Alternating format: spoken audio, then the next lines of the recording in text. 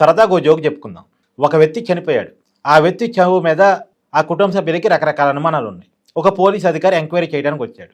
చనిపోయిన వ్యక్తి బాడీ దగ్గరికి వెళ్ళాడు. నువ్వెందుకు చనిపోయావో చెప్పు చెప్పు చెప్పు అని అడుగుతున్నాడు. ఆ బాడీ చెవిలో చెప్తున్నాడు. చనిపోయిన వ్యక్తి తను ఎలా చనిపోయాడో లేచి పోలీస్ అధికారికి ఏమైనా చెప్పగలడా? చెప్పే అవకాశం ఉంటుందా? చెప్పే అవకాశం ఉండదు కదా. నేను ఎందుకు ఈ విషయం చెప్పానంటే, ఇప్పుడు పైలట్ రోహిత్ రెడ్డి కోర్టు ఆదేశాల మేరకు రిమాండ్కి పంపబడ్డాడు. జైల్లో ఉన్నాడు. డ్రగ్స్ కేసు, డ్రగ్స్ వినియోగానికి సంబంధించిన కేసు, డ్రగ్స్ సప్లైకి సంబంధించిన కేసు, ఈ రెండింటికి మించి గన్ ఫైరింగ్ సంబంధించిన కేసు, ఆర్మ్స్ యాక్ట్ కింద కేసు పెట్టి అతన్ని రిమాండ్కి పంపించారు. 14 రోజుల పాటు రిమాండ్ ఇప్పుడు విధించడం జరిగింది. అది పెరిగే అవకాశం కూడా ఉండొచ్చు. అయితే జైల్లో ఉన్నటువంటి పైలట్ రోహిత్ రెడ్డికి బీఆర్ఎస్ పార్టీ ఒక షోకాజ్ నోటీస్ జారీ చేసింది. ఆ షోకాజ్ నోటీసులో బీఆర్ఎస్ పార్టీ చెప్పింది ఏంటంటే, వారం రోజుల్లో రిప్లై ఇవ్వాలట పైలట్ రోహిత్ రెడ్డి. పైలట్ రోహిత్ రెడ్డికి సంబంధించి కొన్ని వార్తా కథనాలు మీడియాలో ప్లే అయ్యి, అతను ఫామ్ హౌస్లో ఏదో అసాంఘిక కార్యకలాపాలు నడుస్తున్నాయి, డ్రగ్స్ వినియోగం జరుగుతుంది, ఏదో ప్రైవేట్ మీటింగ్స్, అందులో డ్రగ్స్ పార్టీలు నడుస్తున్నాయి అనేటువంటి ఆరోపణలు మీడియాలో వచ్చాయట. మీడియాలో వచ్చింది బీఆర్ఎస్ అధిష్టానానికి తెలిసిందంట. కేసీఆర్ గారి ఆదేశాల మేరకు మీడియాలో వచ్చినటువంటి ఆరోపణల మీద వారం లోపు వివరణ ఇవ్వాలంటే బీఆర్ఎస్ పార్టీ అధిష్టానానికి. ఎలా ఇస్తాడండి?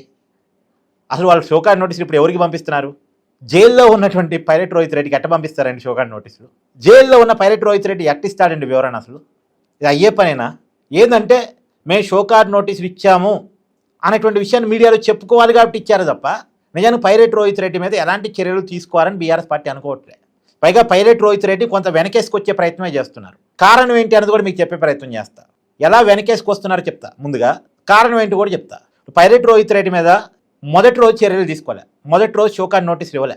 టీడీపీ పార్టీ పుట్టా మహేష్ యాదవ్ వాళ్ళ పార్టీ ఎంపీ కూడా ఈ డ్రగ్స్ కేసులో ఇరుక్కున్నాడన్న సమాచారం తెలవగానే ఆ పార్టీ షోకాజ్ నోటీసులు ఇచ్చింది.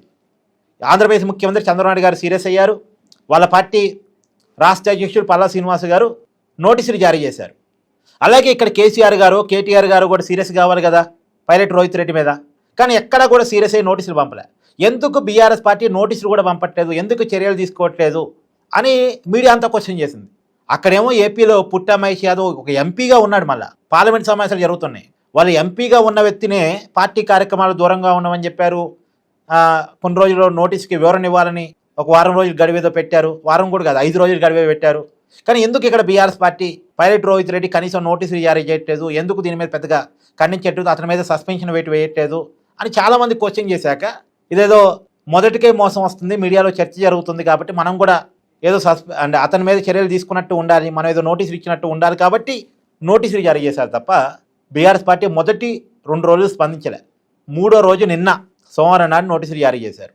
ఇది జరిగింది ఎప్పుడు? శనివారం నైటు. ఆదివారం స్పందించలే, సోమవారం స్పందించారు కొద్దిగా టైం తీసుకొని. కారణం ఏంటంటే, టీడీపీ స్పందించిన తర్వాత బీఆర్ఎస్ మీద ఒత్తిడి పెరిగిన తర్వాత చేశారు. అది కూడా మళ్ళీ జైల్లో ఉన్న వ్యక్తి వారంలో రిప్లై ఇవ్వాలని పెట్టారు. జైల్లో ఉన్న రిప్లై ఎలా ఇస్తాడు? అసలు వీళ్ళు నోటీసులు ఇచ్చింది అతనికి ఎట్టపోయిద్ది, అతనికి ఎలా కమ్యూనికేట్ అవుద్ది అసలు వీళ్ళు నోటీసులు ఇచ్చారన్న విషయం? ఎందుకు పైలట్ రోహిత్ రెడ్డి విషయంలో కొంత బీఆర్ఎస్ పార్టీ అంటే చూసినట్టు పోతుంది అంటే దానికి కారణాలు ఉన్నాయి. ఎమ్మెల్యేల కొనుగోలు కేసు ఉంది. ఇదే పామోదులో జరిగింది.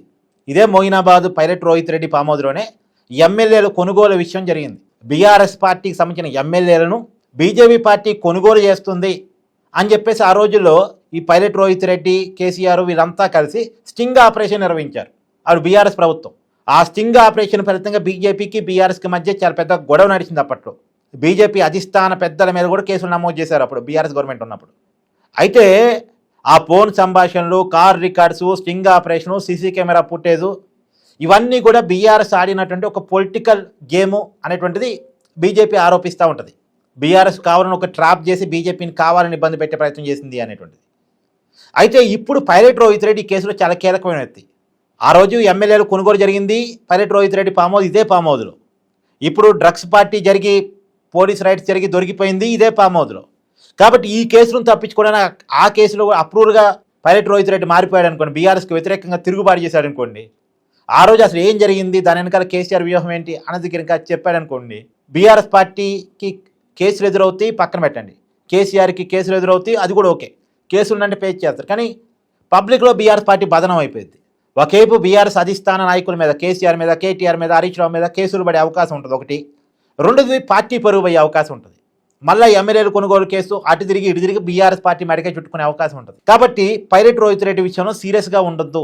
సీరియస్గా ఉంటే అతను అప్రూవర్గా మారిపోయి మనకి యాంటీగా మారి మన ఇబ్బంది పెట్టవచ్చు అనే ఒక భయం బీఆర్ఎస్ అధినాయకత్వంలో ఉంది. అందుకనే చర్యలు తీసుకోవడానికి వెనక ముందు ఆడారు. ఇప్పుడు ఏదో అసెంబ్లీ సమావేశాలు జరుగుతున్నాయి కాబట్టి, అందులో టీడీపీలు అక్కడ వాళ్ళ ఎంపీకి నోటీసులు జారీ చేశారు కాబట్టి మనం నోటీసులు జారీ అయిపోతే బాగోదు, అందులో అసెంబ్లీలో అడుగుతారు, అసెంబ్లీలో ఖచ్చితంగా దాని మీద చర్చ జరగవచ్చు డ్రగ్స్ మీద అనే ఒక భయం కారణం రీత్యా నోటీసులు ఏదో ఫార్మాలిటీకి జారీ చేశారు. జస్ట్ ఫార్మాలిటీ కాకపోతే ఏంటంటే అది జైల్లో ఉన్న వ్యక్తికి, రిమాండ్లో ఉన్న వ్యక్తికి నోటీసులు, అది కూడా వారంలో రిప్లై ఇవ్వమని అడగటం కొంత విచిత్రంగా అనిపించట్లే. సో దీని మీద మీ అభిప్రాయాన్ని కూడా కామెంట్ చేసే ప్రయత్నం చేయండి. ఎందుకు పైలట్ రోహిత్ రెడ్డి విషయంలో బీఆర్ఎస్ సైలెంట్గా ఉంది? ఇంకొక ఆరోపణ కూడా ఉంది. Pilot Rohit Reddy Dubai business అన్ని బీఆర్ఎస్ వాళ్ళకి తెలుసు. బీఆర్ఎస్ పెద్ద నాయకుల దుబాయ్ బిజినెస్ అన్ని పైలట్ రోహిత్ రెడ్డికి తెలుసు. మరి ఆ బిజినెస్లు, ఆ సీక్రెట్లు అన్నీ కూడా ఇప్పుడు పోలీస్ ఎంక్వైరీలు ఏమైనా చెప్పాడు అనుకోండి, ఇప్పుడు రేవంత్ రెడ్డి ప్రభుత్వానికి ఏమైనా సమాచారం చారేసాడు అనుకోండి, బీఆర్ఎస్ పార్టీ నాయకులు లూప్ హోల్స్, వాళ్ళ బ్లాక్ మనీ, దుబాయ్లో పెట్టుబడులు ఇవన్నీ చారేసాడు అనుకోండి, వాళ్ళకి ఇబ్బంది కదా. సో ఇలాంటి అనేక కారణాలు ఇచ్చా కొద్దిగా పైలట్ రోహిత్ రెడ్డి విషయంలో సీరియస్గా ఉన్నట్టు పైకి నటిస్తూ సౌమ్యంగా ఉన్నట్టు తెలియవస్తున్న సమాచారం.